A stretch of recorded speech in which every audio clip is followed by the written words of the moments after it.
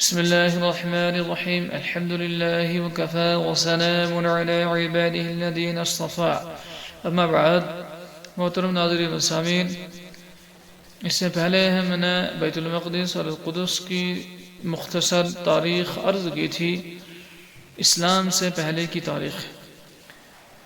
آج ہم اسلام کے فرزندان اور توحید کے فرزندان کی وہ تاریخ عرض کریں گے جو بیت المقدس سے جڑی ہوئی ہے، کیونکہ بیت المقدس یہ ہمارے عقیدے کا حصہ ہے، مسلمانوں کے دینی جذبات کا ایک جز ہے، اس لیے اس کے متعلق ہمارے لیے جاننا بے حد ضروری ہے۔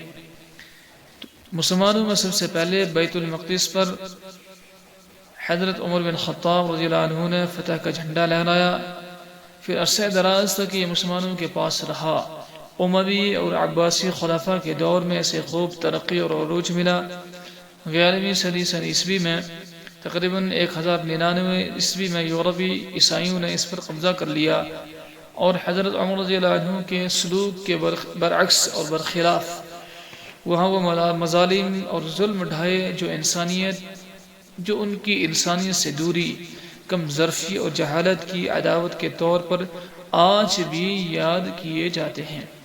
مسلمانوں کی کثیر تعداد کو مسجد اقصی میں لا کر ذبح کیا گیا، مسجد میں گھوڑوں کا استبل بنا دیا گیا جسے وہ لوگ استبل سلیمانی کے نام سے یاد کرتے تھے اور پکارتے تھے۔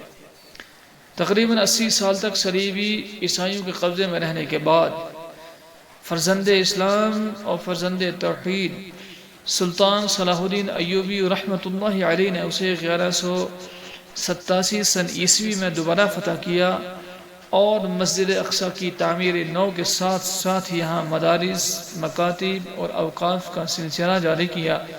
تب سے یہ بیت المقدس مسلمانوں کے پاس تھا، لیکن پہلی جنگ عظیم کے بعد انگریزوں نے 2 فروری 1924 کو فلسطین پر قبضہ کر لیا۔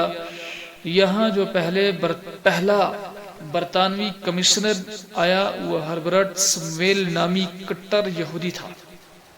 برطانیہ اس وقت عیسائی ہونے کے باوجود یہودی مقاصد کی تکمیل کے لیے پوری طرح اعلی کار بنا ہوا تھا، لہذا دیدہ و دانستہ ایک سازش کے تحت یہاں یہودی کا مشرد بھیجا گیا۔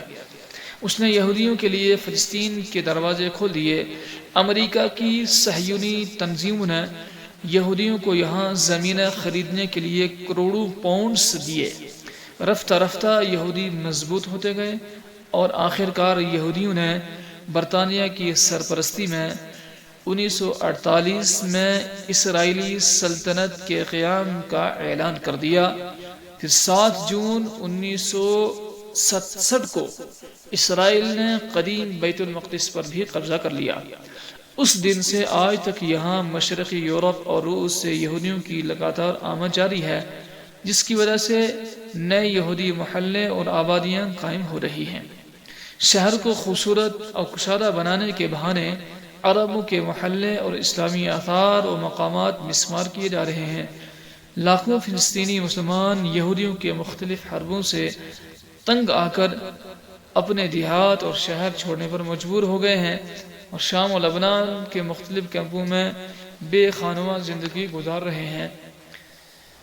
اب دیکھیے کہ خدا کا کون بندہ سلطان صلاح الدین ایوبی بن کر علم جہاد لے کر اٹھتا ہے اور ان مظلوموں کی داد رسی کے ساتھ اس شہر کو تیسری مرتبہ فتح کرنے کا خواب پورا کر کے دکھاتا ہے۔ اب یہ آگ لگی ہے، جنگ کی آگ چھڑی ہے۔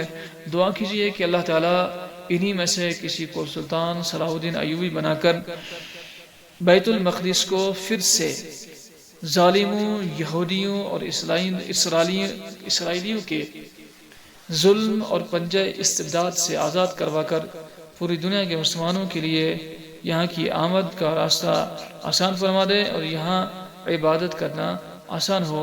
اللہ تعالیٰ آسان فرمائے۔ اللہ تعالیٰ تمام مراکز اسلامیہ کی، حرمین کی اور بیت المقدس کی حفاظت فرمائے۔ آمین ثم آمین یا رب العالمین۔